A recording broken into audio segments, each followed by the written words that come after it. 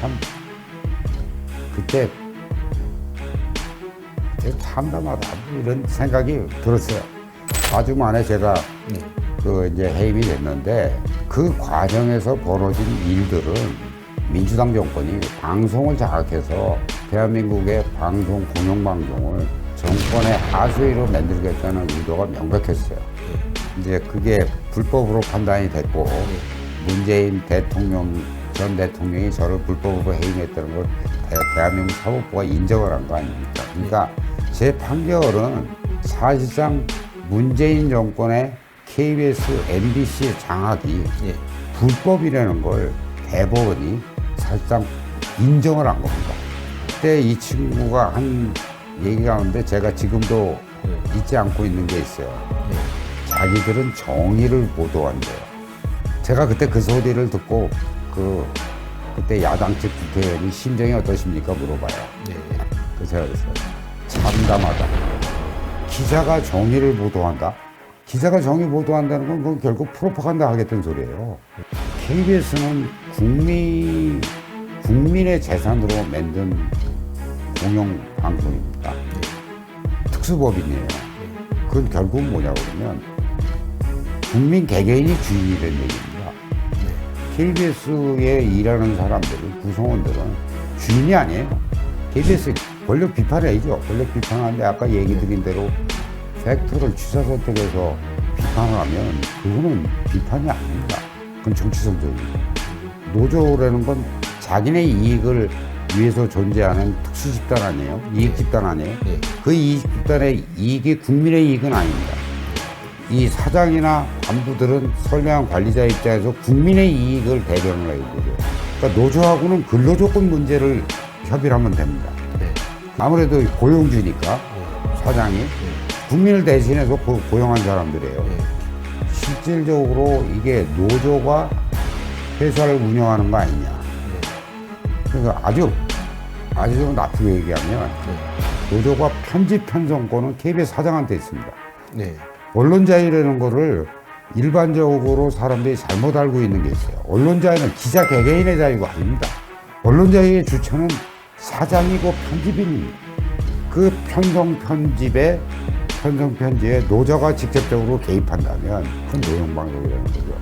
그러니까 결국은 노영방송이라는 얘기가 지적이 꼭 틀린 것만은 아니라는 얘기. 근데 지금 일부에서 이제 이동관 그 방통위원장 그 사람이 되면 언론이 장악되고 방송이 장악된다 그러잖아요. 그 사람들도 다 할 거예요. 방통위원장이 언론 장악할 수가 없습니다, 법상. 2017년, 18년 당시에 그 민주당 정권이 했던 건 그건 분명히 언론 장악입니다. 정권 내지는 정파적인 그 정치적 이익을 위해서 프로파간다 서술업장으로 만든다는 의도가 명백했어요. 그건 언론 장악입니다. 그건 분명한 언론 장악이에요. 그러니까 그 상황이 자기네들이 그렇게 했으니까 여기도 지금 바뀌면 그렇게 할 거다라는 얘기인데 저는 사실은 윤석열 정부가 더 언론 장악할래야 할 방법이 없다. 지난 정권에서 그거를 국민들이 봤어요. 이 정권이 또 그걸 할 수 있을 것 같습니까? 못합니다. 방송 장악이라는 거는 정치적 프레임일 뿐이지 그거는 실체가 없는 거다. 그냥 정치적 선전도구다. 지금도 뭐 하는 일들을 보면 합리적이고 객관적으로 자기들 일을 하는 게 아니고 정파적 이익이나 자기 집단의 이익을 위해서 일하는 거 있다라는 생각이 헐떡일 수가 없어요. 안녕하십니까. 시사포커스 강민입니다.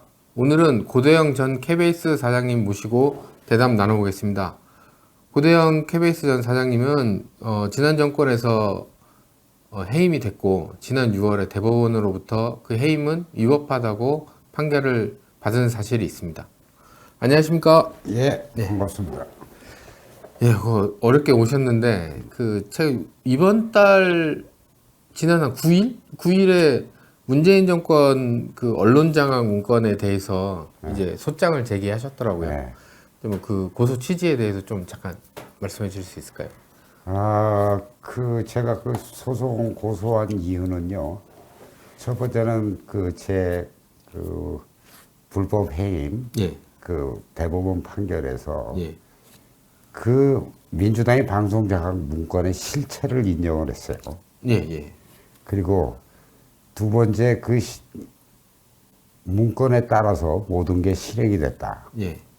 그리고 그에 따라서 이루어졌던 언론조조 파업도 불법 파업이다. 예. 이렇게 얘기를 판결을 내렸기 때문에 예. 제가 그걸 근거로 이제 당시 관련자들을 고소를 했고요. 예. 제가 2018년에 예. KBS를 떠날 때 예. 분명히 제가 밝혔습니다. 예. 언젠가는 이런 행위를 한 사람들에 대해서 예. 법적 책임을 반드시 묻겠다. 예. 그렇게 얘기를 했고, 예. 그거 이제 이번에 실천을 한 거죠. 예. 실천을 했고, 사실상 그 민주당 방송 장악 문건은 예.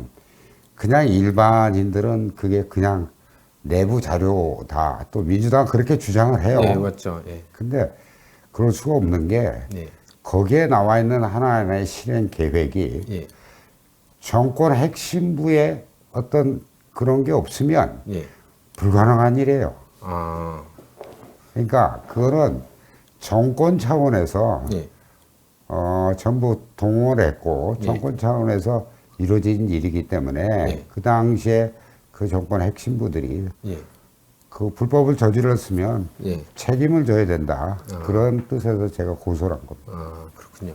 그러면은 그 해임되는 과정이 그 KBS 그러니까 민주노총 산하에 있는 언론노조 KBS 본부가 강규영 이사를 일단은 해임을 시키는데 마지막 최종적으로 강규영 이사를 해임시키고 나서 이제 그 사장님을 그 해임하는 그 안건을 올려서 소명 기회를 주긴 했지만 결국에는 그 찬성 6, 반대 1 이런 결과가 나와가지고 해임했잖아요.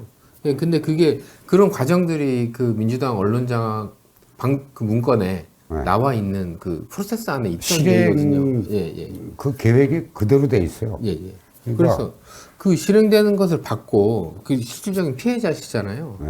근데 이제 지난 정권에 그 일이 모두 마무리된 다음에 그들이 장악한, 그러니까 민주당이 장악한 그 언론 환경을 보시고 어떤 느낌이 드셨나요? 기본적으로 어떤 정권이 바뀔 때마다 예. 언론 환경을 우호적으로 만들겠다는 생각은 누구나 예. 갖게 됩니다. 예. 그거는 근데 문제는 지난 정권은 예, 뭐 사회 각 분야가 그렇지만 예. 갈라치기를 했어요. 아, 지난 정권은 특히 갈라치기가 네, 심했다. 갈라치기 예. 하고 KBS 내부에서도 이른바 지질과 미래위원회라는 걸 만들어서 그 예. 전에 KBS에서 핵심적으로 일하던 사람을 전부 적폐로 몰아서 그 예. 사람들한테 징계를 하고 그 예. 사람들을 인사적 불이익 정도가 아니라 거의 수모를 줄 정도로 예. 그렇게 박해를 했죠. 예. 근데 문제는 그 당시 좀 지났을 겁니다. 아마 이해찬 민주당 대표가 예. 50년 집권론을 얘기한 적이 있어요. 예, 그게 굉장히 유명한 발언이 됐죠. 예. 근데 그 50년 집권론이라는 게 어디서 나온 거냐? 근거가 뭐냐? 가만히 보면 예. 이 사람들은 KBS나 MBC라는 공영 언론을 예. 자기네 정권의 하나의 도구, 수단으로 만들어서 예. 그 집권을 하면서 그것을 이용을 해갖고 국민에게 프로파간다를 하겠다. 예. 예. 정치 선전을 하는 도구로 사용하겠다라는 뜻을 명백히 한 거예요. 그게 아니었으면 어떻게 정치인이 50년 집권론을 얘기할 수 있었겠어요. 그러니까 예. 2017년과 18년 제가 1월 22일 날 나왔는데 예. 예. 그 과정에서 이제 제일 먼저 이제 MBC 김장겸 사장이 저보다 한 두어 달 먼저 이제 해임이 됐어요. 예.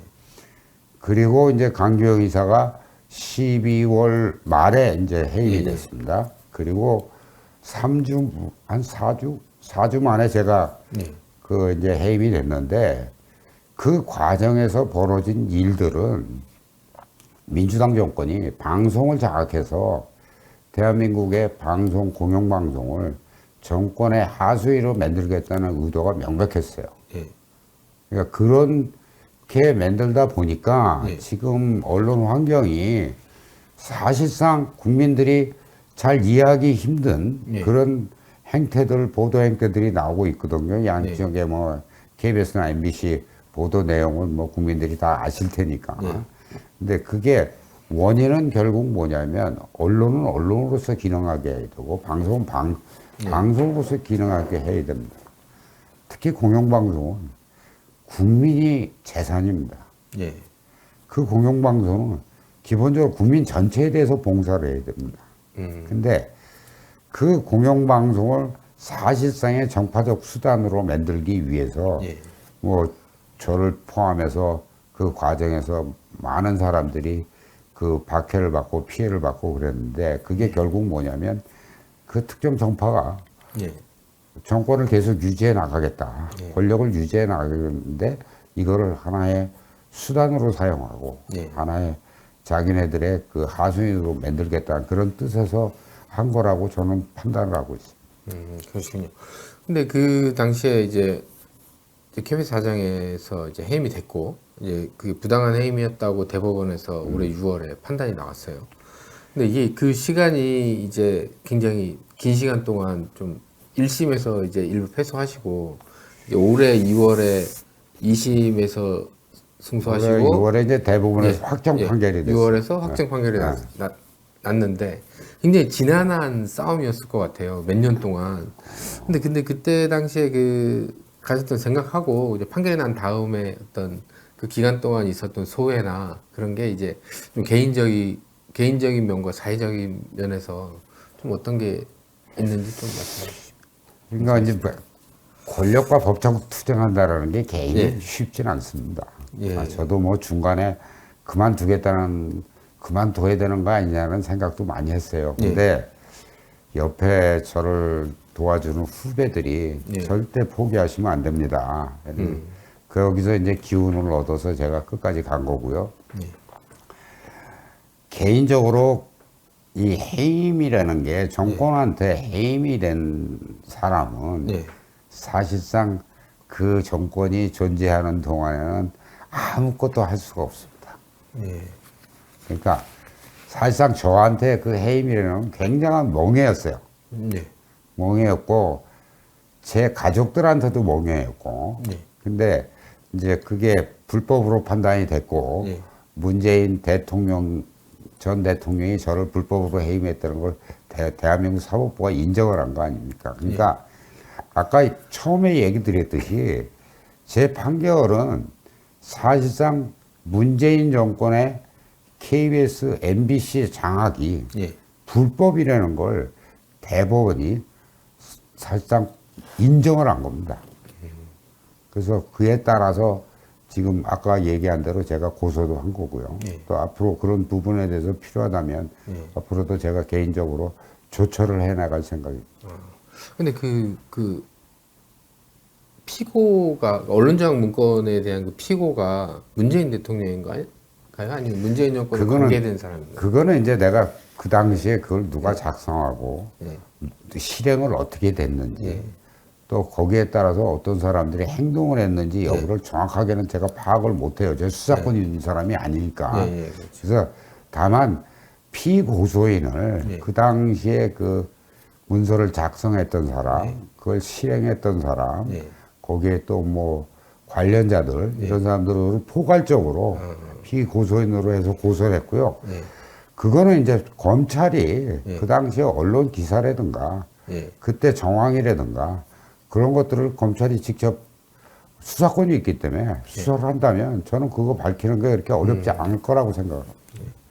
그럼 이제 그 해임 이전 상황으로 돌아가 보자면 지금 여기 저희 둘 사이에 있는 이 사진이 굉장히 좀 상징적이라고 생각을 해서 이 사진을 골랐는데 이게 국회 이제 공무로 가셨을 때고 이게 그 당시에 성재호 지금 현재 보도국장이랑 이제 대치 이렇게 한 상황인데 물론 이제 KBS 고정사님도 예전에 보도국장 출신이시기도 하고 성재호 국장 이제 보도국장이 됐는데 참 이게 전 좀 아이러니한 사진 같아요. 이 사진이 이 당시에 좀 어땠어요? 이게 KBS 이게 노조에 저항이 이게 심했잖아요. 2017년 10월인가요? 11월인가? 아 예. KBS 국정감사였습니다. 국정감사 자리였는데 그 당시 그러니까 여권이죠. 민주당 정권의 초미의 관심사 중에 하나가 저와 김장겸 사장을 내쫓는 거였어요. 예. 그러니까 그때 국정감사장에 예. 그 언론노조가 와서 뭐 홍위병 그들 옛날에 중국에서 벌어진 일들 있잖아요. 예, 예, 그와 예. 거의 유사한 일이 여기서 벌어졌어요. 그리고 그 당시에 저 친구가 그 당시에 언론노조 위원장인데, 예. 그러니까 KBS 본부장이죠. KBS 본부장인데, 그때 이제 증인으로 채택을 했어요. 민주당이. 예. 그래서 뭐가 도대체 고대영 사장이 나가야 될 예. 사유냐 예. 그렇게 이제 뭐 물어봤죠. 그랬더니 뭐 여러 가지 이유를 대는데 그때 이 친구가 한 얘기 가운데 제가 지금도 예. 잊지 않고 있는 게 있어요. 예. 자기들은 정의를 보도한대요. 그래서 제가 그때 그 소리를 듣고 그때 야당 측 국회의원이 심정이 어떠십니까 물어봐요. 예. 그래서 제가 그랬어요. 참담하다. 아. 왜? 정의라는 거를 어떻게 규정하는지에 대해서는 각자가 다 다른 거 아닙니까? 네. 또 집단에 따라 다를 수도 있고 예를 들면 뭐 철학책에 많이 인용이 되지만 예.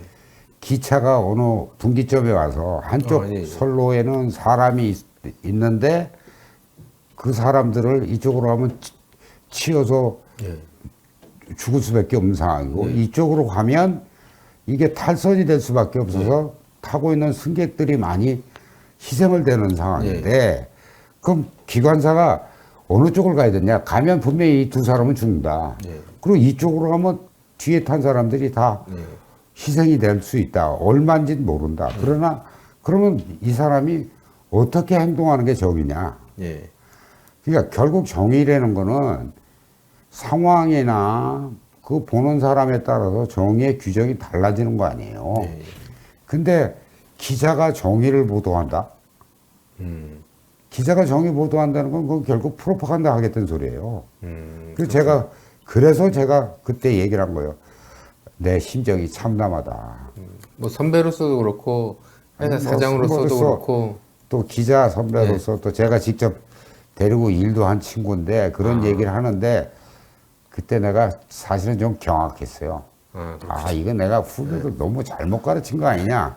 근데 뭐 나하고 같이 일할 때는 저 정도는 아니었어요. 그렇군요. 근데 어떻게 변했는지 난 어떤 과정을 거쳐서 변했는지 모르겠지만 사람이 좀 제가 생각하기에 합리적인 생각을 못 하더라고요. 그래서 그 부분이 그때 바로 이 사진인데 예. 그 이후에 이제 벌어지는 일들이 정의의 기초에서 보도를 한다고 그랬잖아요. 예. 그러니까 실제로 자기들 생각에는 그 정의 보도한 거예요. 근데 언론이라는 거는 제일 중요한 게 팩트입니다. 예. 사실을 보도해야 되거든요. 예. 프로파간다하고 언론의 차이가 뭐냐면 예. 언론은 팩트를 객관적으로 전달을 해야 됩니다. 예. 근데 프로파간다는 팩트를 취사 선택해서 합니다. 예. 그러니까 공산당의 왜 공산당 언론 공산당의 기관지들은 물론 거기도 이제 언론이라고 주장을 합니다. 근데 공산당 기관지들은 자기들이 정치적으로 이로운 것만 취사 선택해서 알리지 않습니까? 예.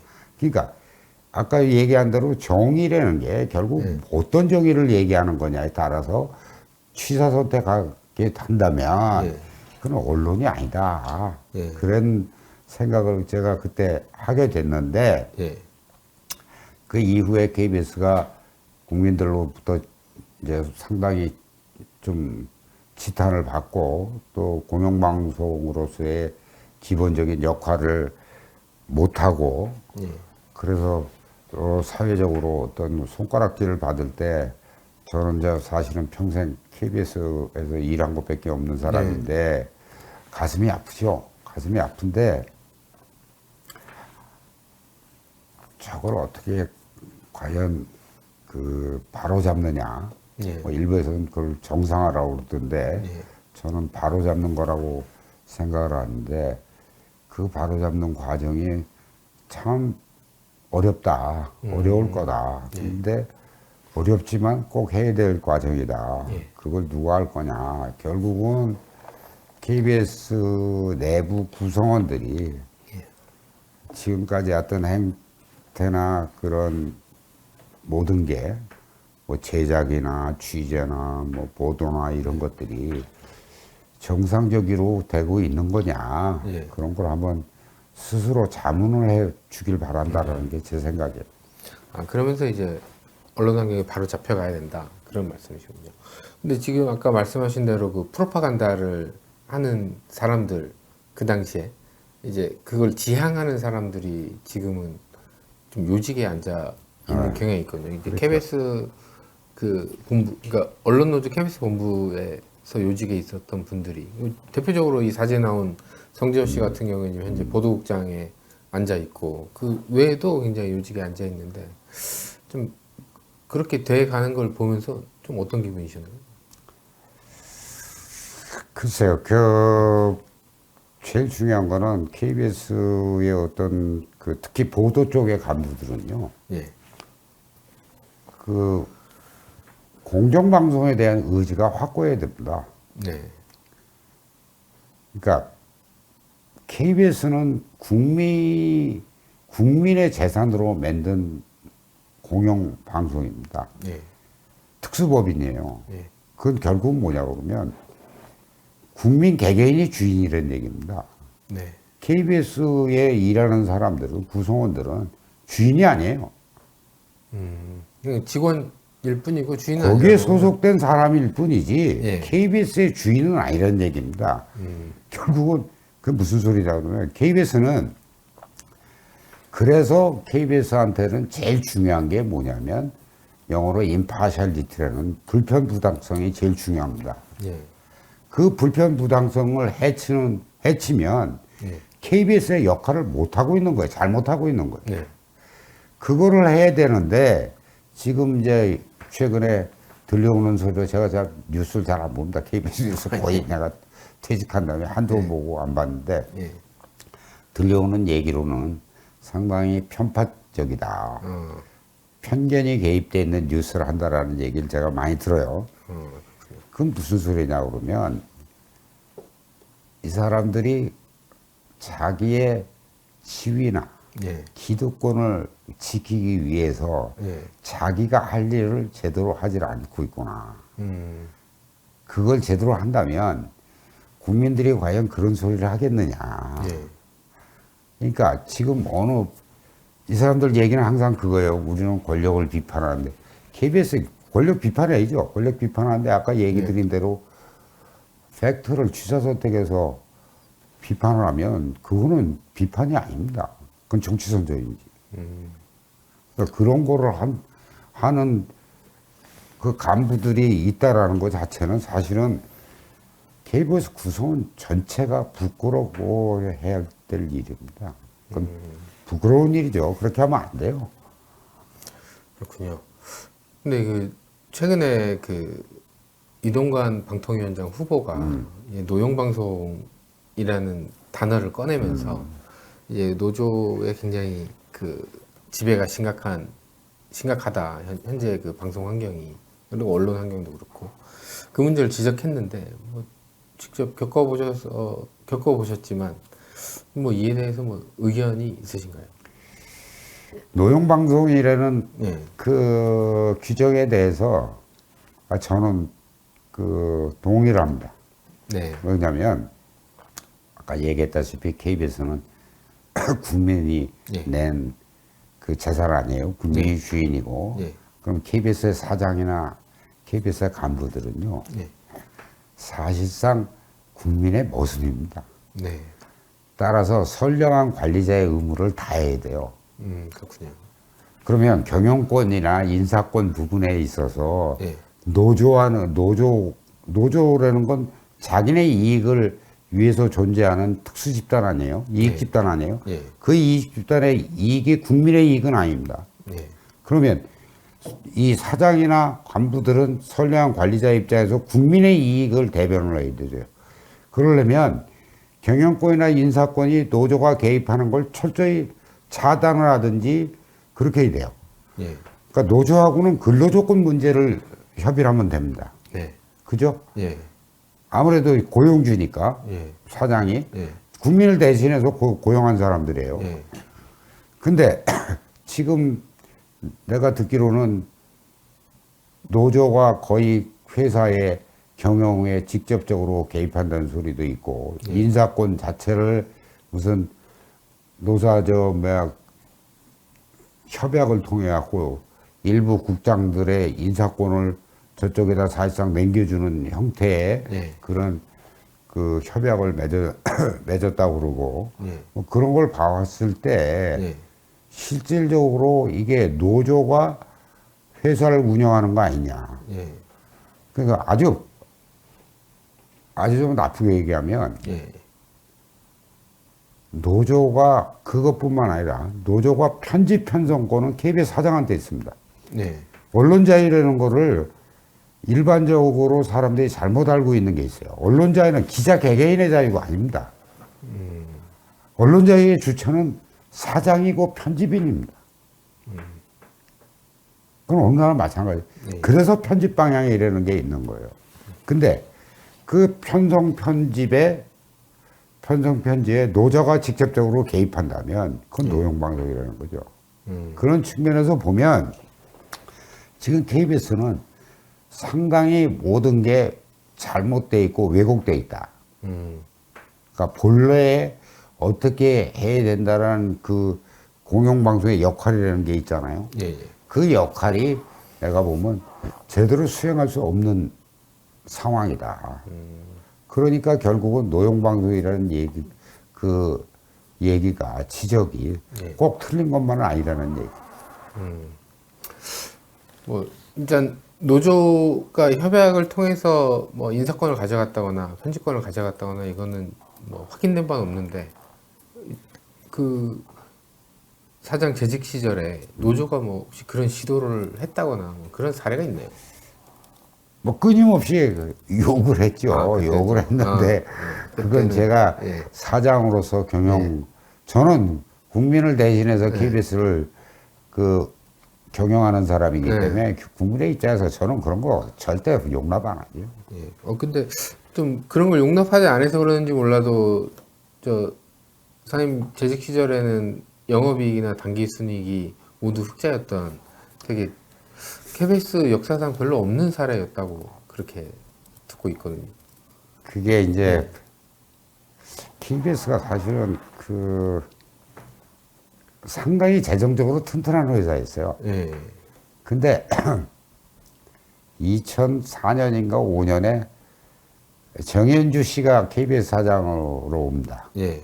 그때부터 KBS의 재정이 흔들리기 시작했습니다. 그렇군요. 그리고 거기 한 5년 동안 하는 동안에 예. 그 좀 무차별적으로 아주 무차별적이고 좀 낭비적인 제작비 투입이 있었어요. 그러니까 그러다 보니까 그 재정적으로 튼튼하던 그 회사가 굉장히 어려워졌어요. 은행 부채가 생기고. 그래서 이제 그 다음에 그 새 사장, 후임 사장이 들어오셔가지고 이병순 사장이라는 분이 굉장히 그 절약을 하고 그래서 어느 정도 재정적으로 기반을 그러니까 완전히는 할 수가 없었죠. 시간적으로 짧아서. 그래서 굉장히 그 좀 틀을 잡아놨는데 네. 뭐 제가 취임할 때도 KBS에 은행 부채가 좀 있었습니다. 예. 근데 그때 제가 그 우리 간부 회의에서 꼭 매번 하는 얘기가 있습니다. 그게 뭐냐면 예. 공기업도 기업이다. 기업이 예. 영업 이익을 못 내면 예. 그 기업은 존재할 가치가 없다. 그러니까 KBS도 지금서부터는 영업 이익을 내야 된다. 그 전에는 네. 어찌된 셈인지 네. 이게 주인이 없는 회사 아니에요. 예. 그러니까 뭐 단기 순이익이라는 게 우리 자산 팔아서 이익이 나도 단기 순이익은 나거든요. 예. 예. 그러니까 뭐 단기 순이익이 나면 이익이 난다라고 이 착각을 하고 있는 거예요. 근데 제가 사장 되자마자 그거 무슨 말 같지 않은 소리냐. 기업이라면 영업이익을 내야 된다. 그래서 영업 활동을 통해서 한 이익을 내야지 그 기업이 건전하게 지속돼 가는 거지. 그게 없으면 결국 자산 팔아먹는 것밖에 안 된다. 그리고 이 자산은 예. 여러분 게 아니다. 그럼 국민 거다. 예. 국민의 재산을 왜 니네들이 하나씩 둘씩 갉아먹느냐. 그건 잘못된 거다. 그래서 사실은 그 당시에 제가 굉장히 그 좀 타이트하게 경영을 했죠. 근데 타이트하게 경영했음에도 불구하고 돈은 버니까 내가 임금도 마지막으로 올려준 사장이에요. 예. 그리고 보니까 뭐 공시 보면은 2016년도에 이제 영업이익이 16억 원까지 올라오고 2017년도에 202억 원까지 올라왔는데 퇴임하시고 난 다음에 이제 양승동 사장 취임하자마자 적자가 이제 585억 원이 발생하는 뭐 그런 사태가 나가지고 뭐 그때 얘기를 하시는 분들도 꽤 있더라고요. 이제 KBS가 이제 뭐 그 시청료도 받고 있고 뭐 이런데 그 왜 적자가 나는지 모르겠다. 근데 이제 그런 시절이 있었다 뭐 이런 얘기하면서 이제 고생사님 얘기도 많이 하고 뭐 그런 거 보면서 이게 주인식을 갖고 운영을 하고 안 하고의 차이가 어느 만큼 큰지 뭐 지난 정권도 마찬가지로 그 부채가 400조 된 거 보면 주인 이식이 많이 있었는지 전 좀 의문스럽습니다만은 하여튼 좀 빗대서 생각하게 되더라고요. 예, 그래서 뭐 이제 다시 돌아와서 이제 그 최근에 그 언론 장악이라는 단어가 뉴스에서도 많이 나오고 국회에서도 나오고 SNS에서 여기저기 많이 나옵니다. 이제 이동관 후보자가 이제 지명된 이후로 그게 많이 나오는데 이제 언론 장악이라는 말이 이제 그걸 사용하는 집단에 따라서 의미가 달라지는데요.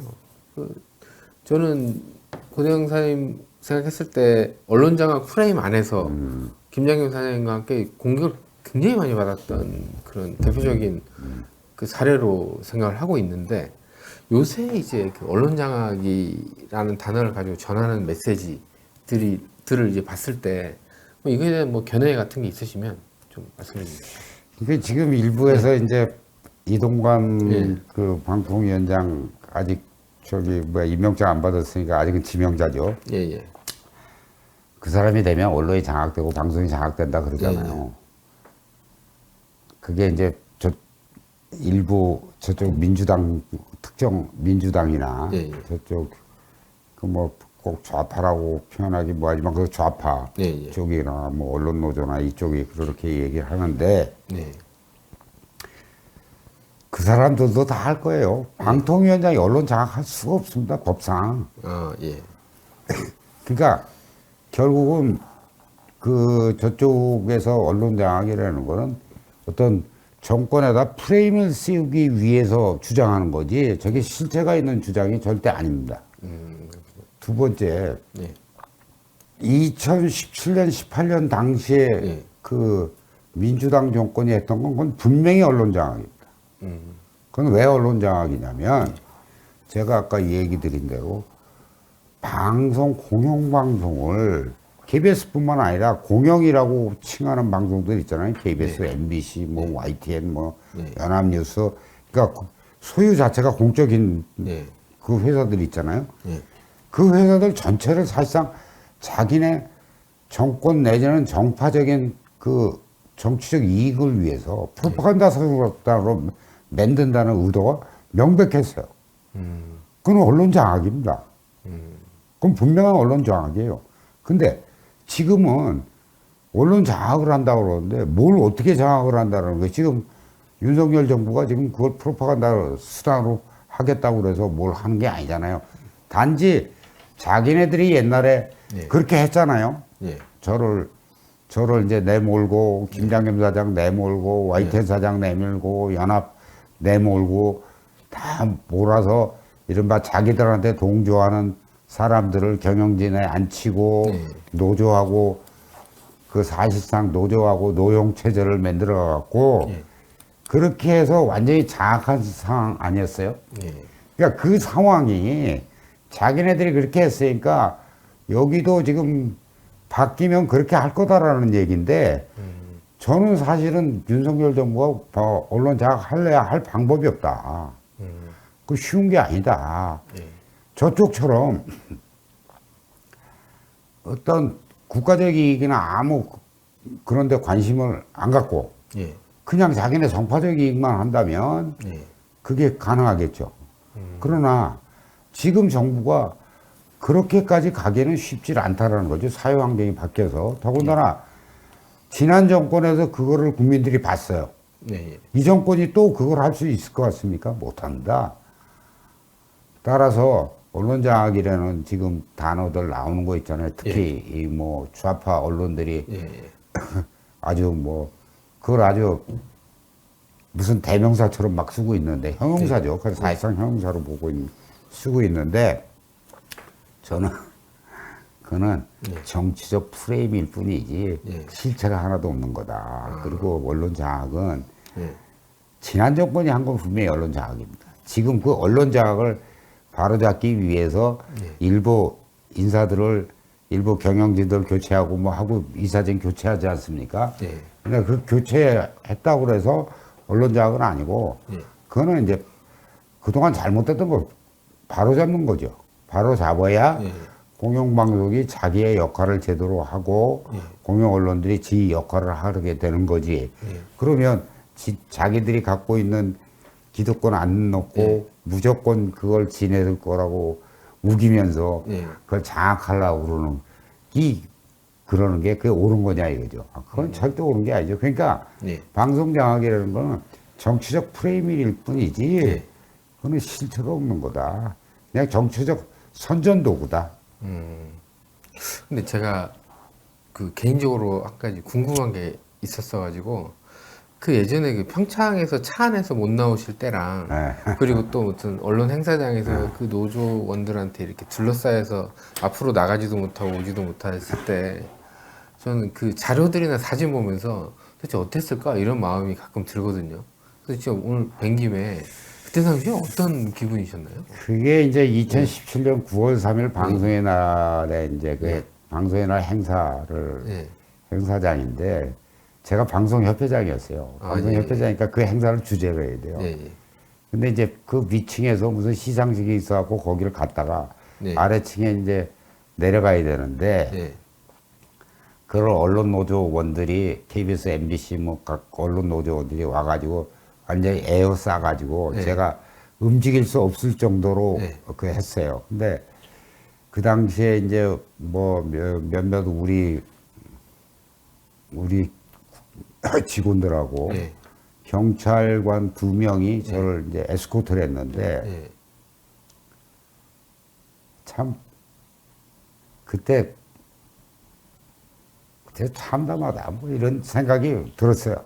들었는데 어떻게 해서 이제 그렇다고 제가 방송협회장인데 방송의 날 행사를 취소를 할 수는 없잖아요. 그래서 그걸 뚫고 제가 내려가서 행사를 했습니다.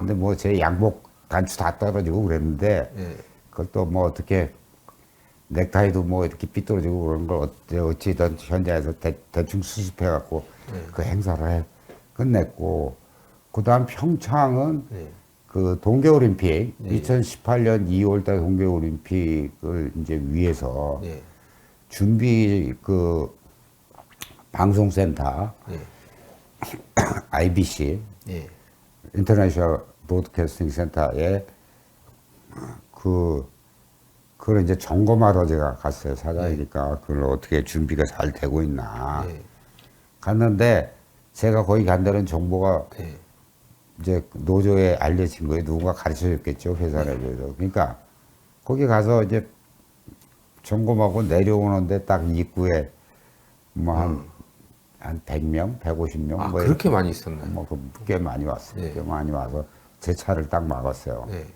근데 저보고 나오라는 거예요. 근데 그거를 나가서 호통을 한번 치고 가라 그러면 좋겠는데 그 친구들이 그걸 막을 때는요. 뭔가 제가 이제 거기서 무슨 행위를 하기 바라는 거죠. 지들이 도발을 해서 내가 뭐 뿌리친다든가 그런 게 있으면 이제 그 당시에 뭐 찍어가지고 그걸 이제 뭐 하려고 그랬던 건데 무지 잡으려고 그랬는데 가만히 생각해 보니까 나가면 안 될 것 같아요. 내가 뭐 그런 거 두려워하는 사람은 아닌데 뭐 한 번도 그런 걸 두려워해 본 적이 없는 사람이지만 이게 잘못하면 빌미를 줄 수 있다. 그래서 제가 그 차 안에서 한 시간 반? 한 시간 반 이제 거기 있었어요. 오도 가도 못했어요. 근데 거기서 이제 차로 경찰한테 이거 불법이니까 빨리 니네가 이걸 해산시켜라. 근데 그 당시에 정권이 바뀐 상황 아닙니까?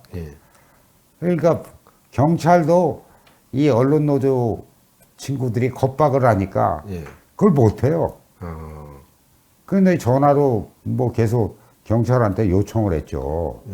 니네 지금 국민이 이렇게 해갖고 더군다나 KBS 사장이 이렇게 사실상 감금 상태인데 이런 상황을 니네가 공권력을 동원해 공권력이 이걸 해소해야 될 거 아니냐. 근데 뭐 경찰이라 했는데 또 경찰관이 많은 것도 아니고. 근데 물론 거기 그때 경찰관 많았어요. 왜냐면 평창 올림픽 준비 때문에 경찰력들이 뭐 어떤 사고가 나면 그걸 대처하기 위해서 경찰들이 꽤 많이 배치돼 있었는데 가만히 보고 있다가 하도 이제 항의라고 그러니까 와가지고 이제 겨우 열어서 이제 나왔는데 그것뿐만 아니고 이제 파업을 이제 8월 말에 들어갑니다. 8월 말에 들어가서 그때서부터 이제 제가 그만두기 직전까지 우리 아파트 앞에서 매일 시위를 했어요. 그러니까 우리 집사람이 저한테 그래요. 당신 그만두면 안 되냐고. 내가 신경쇠약 걸리겠다고. 그게 진짜 나 딴 건 모르겠는데 우리 집사람까지 그렇게 하니까 피해를 받고 매일 와서 데모해 보십시오. 데모하고 집 앞에 와서 그러면 그 신경이 굉장히 불안정하게 돼요. 그 마치 자기 그 남편이 아주 악인같이도 느껴질 수 있어요. 와서 하도 그러니까. 그러니까 이제 우리 집사람이 저한테 당신 그만두면 안 되느냐. 굳이 뭐 하려고 그걸 그렇게 끝까지 버티는 이유가 뭐냐. 그래서 제가 그때 우리 집사람한테 그랬어요. 내가 개인적으로 그만두는 건 별 문제가 아니다. 내가 그만두면 당장 나하고 같이 일했던 후배들은 험한 꼴을 보게 된다. 어떻게 해서든지 시간을 끌어서 이들이 그걸 대처할 수 있도록 해야지. 그렇지 않으면 저 친구들은 나하고 일했다는 죄 하나로 모진 수모를 다 당한다. 그러니까 내가 참을 수밖에 없다. 두 번째는 아침마다 제가 그 출근을 할 때 우리 집 주차장에 우리 집 주차장에 그 무슨 이제 그 저쪽 언론들 있잖아요. 뭐 미디어 오늘 뭐 이런 쪽. 우리 주차장 앞에 와서 저한테 카메라를 대려고 그냥 마구제비로 그 하려고 그 아예 지금 진치고 있었어요. 진치고. 근데 물론 이제 KBS 언론 노조하고 또 다 협력하에 한 거죠. 했는데 그래서 제가 사실은 그거를 뭐 그것도 한두 번이지.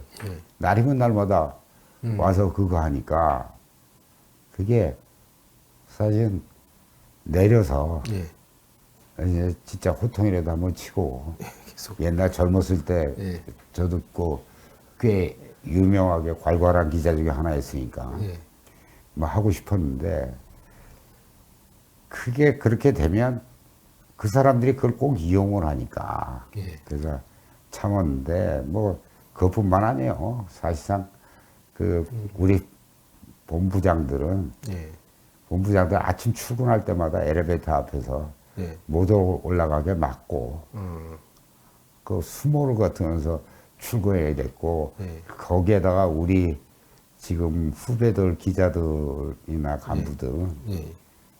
그 언론 노조가 때로 몰려가서 예. 겁박을 하고 예. 방송을 중단시키기 위해서 그런 짓을 했어요. 그때 방송을 끊으려고 방송을 못하게 하려고 이 친구들이 굉장히 뭐 겁박하고 난리 폈습니다만은 그 이유가 뭐냐면 방송이 중단되면 제 해임 사유가 되잖아요. 그걸 만들기 위해서 그거 했는데 예. 그때 우리가 소수 인원을 가지고 그걸 어떻게 해서 이제 그 신념을 가진 기자들과 PD들이 일을 해가지고 저희가 방송을 펑크를 하나도 안 냈습니다. 그리고 뉴스도 저희가 약 50명 정도의 기자를 가지고 전국에 그걸 저희가 뉴스를 하나도 펑크 안 내고 다 보도했던 기억이 있어요. 아, 굉장히 그때 당시에 나왔던 뉴스들이 굉장히 힘들게 만들어졌던 거군요. 근데 그 사람, 그러니까 그 방송을 못 나가게 하려는 세력들은 결국엔 그 정의를 보도한다는 그 세력들을 말씀하시는 거예요? 아니 그러고 말했다. 그때 방송 못하게 한 거는 이제 나를 쫓아내기 위해서 그런 거죠. 예. 나를 쫓아내기 위해서. 그 사람들이 뭐 그때 정의를 보도하고 뭐 그게 아니고 예. 알겠습니다. 그 사람들은 처음서부터 뭐 그 방송을 어떻게 해야 되고 국민한테 어떻게 서비스해야 하는지에 대한 개념이 저는 없다고 생각해요. 지금도 뭐 하는 일들을 보면 예. 합리적이고 객관적으로 자기들 일을 하는 게 아니고 예. 정파적이나 자기 집단의 이익을 위해서 일하는 거 있다라는 생각이 그걸 떨칠 수가 없어요, 제가. 그렇군요. 참, 그 오늘 말씀하신 내용 중에 그 방송국의 주인은 KBS의 주인은 국민인데, 이제 지금 그 노조, 그러니까 민주노총 산하, 언론노조, KBS 본부 그 사람들은 자기들이 주인인 것처럼 행세하고 있고, 뭐 그렇다는 내용이 참 와닿는데요. 이게. 기득권을 지키기 위해서 자기네들이 지금 KBS의 모든 권력을 다 쥐었잖아요. 예. 그러니까 저 사람도 지금 저걸 어떻게든지 안 내놓겠다는 거예요. 그렇기 때문에 지금 저러고 있는 건데 저거는 말이 안 되죠. 국민이 내놓으라고 그러면 내놔야죠. 지는데 자기는 아무런 권한이 없어요. 권리가 없어요. 그건 국민이 선택을 하는 거지. 그리고 지금 잘못됐으니까 그거를 이제 제자리로 돌려놓기 위한 일들이 되잖아요. 그러니까 자기들이 갖고 있는 그 기득권을 내놓지 않기 위해서 몸부림을 치는 거죠. 그렇군요. 오늘 굉장히 많은 얘기를 나눴는데요. 마지막으로 좀 하시지 못한 말씀이거나 뭐 강조하고 싶은 말씀이 있다면 마지막으로 좀 부탁드리겠습니다. 그럼 뭐 조금 전에 이제 언론 장악과 관련해서 얘기를 하셨는데 지금 어차피 아마 방송이 이제 제 역할을 하기 시작하는 때가 올 겁니다. 곧 오겠죠. 곧 오는데 문제는 내가 처음에 얘기했다시피 어떤 권력이든 정권을 잡으면 언론 환경을 호의적으로 만들고 싶어 합니다. 네. 근데 지금 이제 이 KBS나 공영 언론을 이제 제자리로 보내기 위한 일들이 하는데 자칫 너무 이 상대방이 너무 말하자면 어쩌면 비합리적으로 나오니까 이쪽도 대응을 하기 위해서 그렇게 행동할 가능성이 있어요. 예. 그렇게 해서는 안 된다는 거죠. 정책 수단을 사용을 해갖고 방송을 어떻게 하는 거는 그런 유혹에 빠지면 안 된다. 언론은 언론 내부 정화 작업을 할 수 있도록 도와줘야지. 정권이 직접 나서서는 안 된다라는 게 제 생각이고요. 두 번째는 지금 21세기가 벌써 20년이 훨씬 지났잖아요. 그럼 지금 전 세계적으로 지금 미디어가 완전히 이 변화하는 시대 아닙니까? 굉장히 빠르게 변화하잖아요. 네. 근데 우리 방송법제나 뭐 이런 뭐 유튜브도 마찬가지입니다만 그런 게 사실은 굉장히 좀 시대에 뒤떨어져 있어요. 우리 방송 지금 구조가 예. 21세기에 지금 맞는 거냐? 예. 제가 보기에는 꼭 맞는다고 할 수는 없다. 그러려면 이제 앞으로 2040년, 2035년 뭐 이렇게 한 10년, 15년, 20년 후를 보고 그때 기술적 미디어 발전이 어디로 갈지는 저도 예측이 불가능하지만 지금 가는 트렌드는 있잖아요. 그런 트렌드에 맞게 방송 구조 조치에 대해서 재검토를 할 필요가 있다, 이제는. 보다 발전적인 방향으로. 발전적 방향으로 해야죠. 그건 이제 정책적으로 국가가 지원을 해야 되고. 특히 지금 이제 컨텐츠 생산에서 자꾸만 이제 아무래도 OTT 넷플릭스라든가 뭐 이런 그 OTT들이 굉장히 스트리밍 하는 회사들이 시장을 많이 장악하고 있잖아요. 그러다 보면 우리 그 제작 인프라라든가 우리의 방송 인프라가 자본력에서 뒤지기 때문에 헐리우드한테 저게 예속될 가능성이 있어요. 그래서 정부가 그런 것들을 좀 감안해서 방송 구조 개편과 함께 우리의 방송 인프라와 우리의 제작 인프라를 어떤 식으로 지원을 해서 우리가 국제적 경쟁력을 갖추고 2040년, 50년에 갈 수 있느냐. 이게 지금 우리나라의 법제나 우리나라 정치권에서 방송을요, 지난 문재인 정권이 방송을 이게 사실상 프로파간다 수단으로 봤지, 이게 산업이라는 걸 몰랐어요. 몰라요. 아니, 일부러 모른 척 했을 거예요. 근데 앞으로 2030년, 2040년이 되면요, 컨텐츠 생산과 이 방송 분야가 하나의 큰 산업이 될 수밖에 없습니다. 예를 들어서 자율주행 차가 생기고 집에서 모든 스트리밍으로 다 한다면 컨텐츠가 있어야지 할 걸 아닙니까? 매일 정해진 컨텐츠만 갖고 뭐 계속 돌려댈 수는 없는 거 아니에요. 새로운 컨텐츠를 계속 공급을 해줘야 되잖아요. 그러면 그걸 공급했을 때 지금 시장에 우리나라 옛날 우리나라만의 국내 시장만의 그 컨텐츠 시장이 아니잖아요. 전 세계로 그 뻗어나갈 수 있고 전 세계로 공급할 수 있는 그런 시대 아니에요. 그러니까 그런 게 맞게 좀 방송을 이제 산업적인 측면에서 맞게 정책적인 변화를 가져와야 된다. 그래서 지금 여기 윤석열 정부에서는 될 수 있으면 방송을 산업적 측면에서 한번 접근을 해서 정책적으로 그 지원하는 방안을 강구를 하고 뭐 이쪽 지금 뭐 이 편파 방송이라든가 이런 부분은 내부 동력을 가지고 바꿔라. 내부 동력이 이걸 바꿀 수 있도록 지원을 하지. 직접적으로 뭐 정책 수단을 써서 뭘 하는 거는 결코 바람직하지 않다. 그럼 결국은 나중에 부작용이 생기거든요. 그러니까 그렇게 할 필요는 없다. 그러니까 내부 동력을 가지고 이게 제자로 찾아갈 수 있도록 하고 정책적으로는 2040년, 2050년에 컨텐츠 산업, 방송 산업이 우리나라의 주된 산업이 하나 될 수 있도록 그런 틀을 짜라.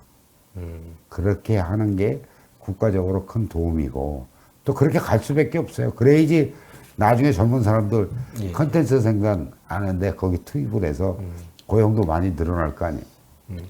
근데 되게 좀 의미가 남다르게 들리는 게 그 정파 싸움, 그러니까 그 프레임 그 싸움에 있어서 어떻게 보면 희생자시기도 한데, 근데 그런 것, 정파 싸움이나 이런 것들은 굉장히 아주 작은 문제고, 오히려 더 큰 문제는 이제 산업으로서의 경쟁력을 갖추기 위해서 더 많은 지원과 더 많은 노력이 필요하다는 얘기가 굉장히 남다르게 들립니다. 어떻게 보면 저도 그렇고 오늘 사장님 모셔서 얘기하는 게 어떤 정파적 관점에서 접근을 했지만 결국에는 이제 언론 환경 전체가 이 동력을 갖고 앞으로 나가기 위해서는 좀 더 크게 보고 가야 되는데 우리가 좀 그런 걸 못 보고 있지 않나, 예, 그런 얘기들을 하시는 것 같아가지고 좀 저도 반성하게 됩니다. 반성할 일은 아니고요. 그냥 뭐 제가 이런 얘기 할 수 있는 게 제가 직접적인 피해자였기 때문에 예. 제가 이런 얘기 할 수 있다고 생각을 해요. 뭐 제가 피해도 안 받은 사람이고 그냥 관전자였으면 이런 얘기 못 하겠죠. 근데 제가 직접적인 피해를 본 사람이니까 언론 장악에 제 입장에서는 제 개인적인 피해도 피해지만 전체적으로 방송 산업이라든가 대한민국 언론계가 네. 제자리에 찾아가고 국민한테 봉사하는 그런 그 시대가 오기를 간절히 바라고 있습니다. 네, 오늘 많은 말씀 들었습니다. 네, 고맙습니다. 네. 네, 오늘 고대영 전 KBS 사장님 모시고 말씀 나눠봤습니다. 최근 언론장악이라는 단어를 자주 접하게 되는데요. 고대영 사장 같은 경우에는 전 정권 언론장악 시도 과정에서 직접 피해를 입은 당사자입니다. 직접 피해 입은 당사자의 말을 여러분은 어떻게 들으셨을지 궁금합니다. 이상 시사포커스였습니다. 오늘 고대영 사장님 나오셔서 매우 감사합니다.